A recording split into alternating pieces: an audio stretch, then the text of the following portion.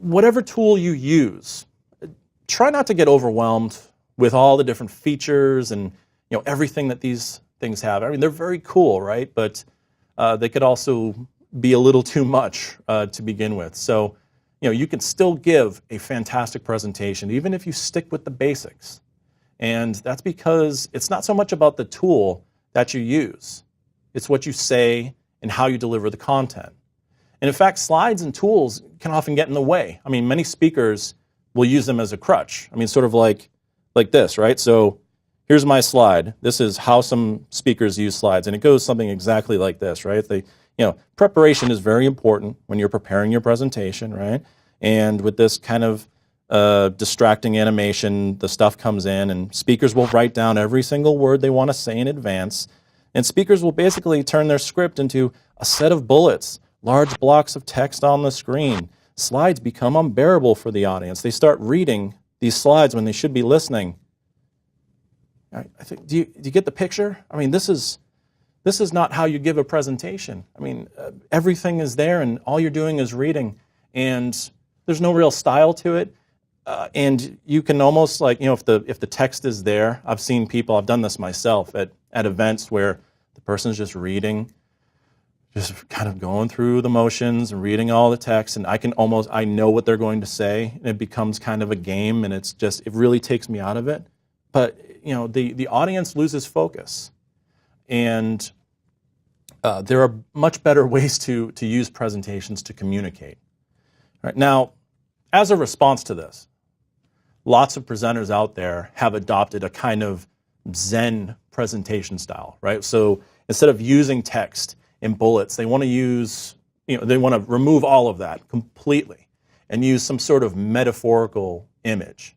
And maybe they put a word on there as well, with the idea being that this all represents a theme, and the speaker wants the audience not to read while they're talking, but to concentrate, right? So maybe there's a slide like this, right? This big, there's a big image, and then there's text.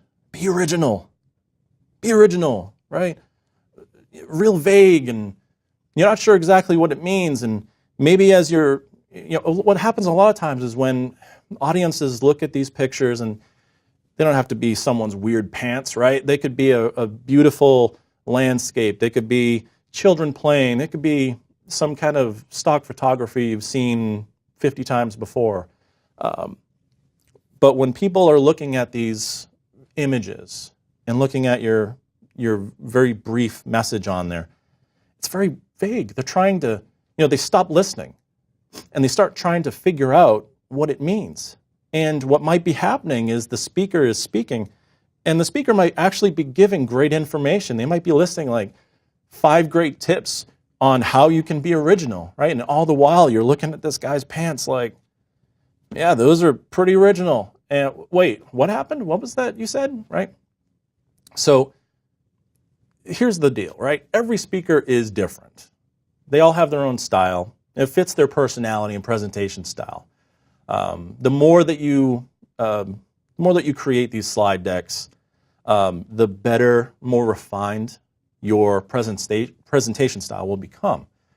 But I always go back to this book, just like Steve Krug says in his book about web design, don't make me think, all right?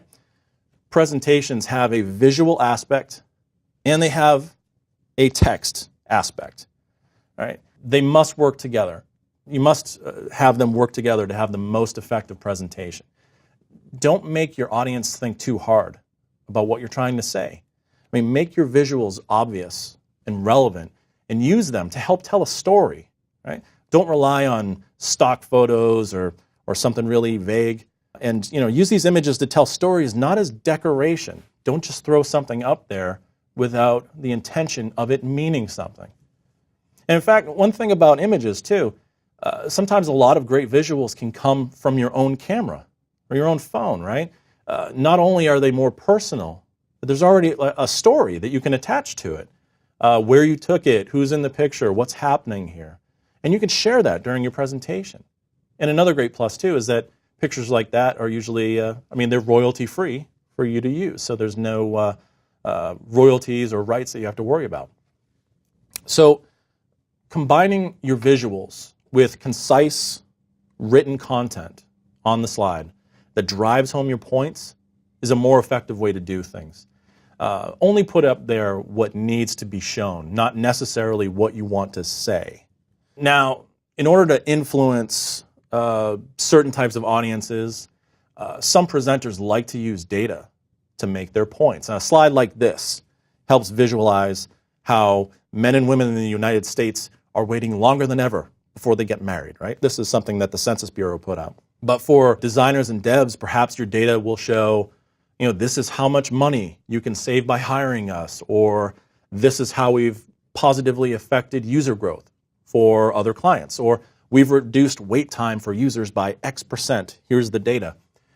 When people who are driven by numeric data see something compelling, they will act, right? And of course, when you reference data, be sure to put the source in there. Legitimize this data so that they know it's not imaginary. Now, some audiences rely on anecdotal data. They want to hear what real people have said about you and your work and so on. Now, on the Treehouse website, we have a full section devoted to some great success stories from our students because they are really compelling. They're just amazing stories. And if you're pitching a client, some clients might want to know what have your past clients said about your work. If you're proposing a new project at work for a certain department or group of users, what have those users told you about what they need? And if you're proposing fixes to a website, what did the test users actually say and do during the user tests? So sometimes a great way to drive home a point is to back it up with something that someone else has said, and then it makes a lot more sense. Another point about slide design. Your slides can take whatever look and format that you want them to take, but whatever you do, please be creative, but also be consistent. Don't suddenly change themes, fonts, or colors, during your presentation unless there's a good reason for it, some kind of effect. And, you can use as many slides as you want. Don't think that, every slide needs to be 30 seconds long or you're under some kind of, restriction there. You should know how much time you have to deliver your entire talk, but not every slide needs to take the same amount of time. Use them however you need to say what needs to be said and to drive home your points with maximum effect.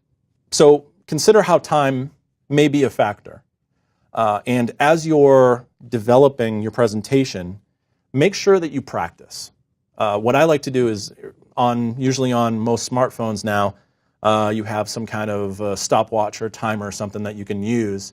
And as I was prepping this, I would read through my notes and I would time myself and I would try to figure out how long exactly the talk would take. And if I wanted to add some information in certain parts or take some stuff away to kind of speed things up. Now, if you'd like some inspiration, one website that I suggest is going out to SlideShare, slideshare.com. Lots of speakers put up their slide decks up there to share with attendees at their respective events, and you can see how different speakers use visuals, text, and different amounts of slides to tell their whole story.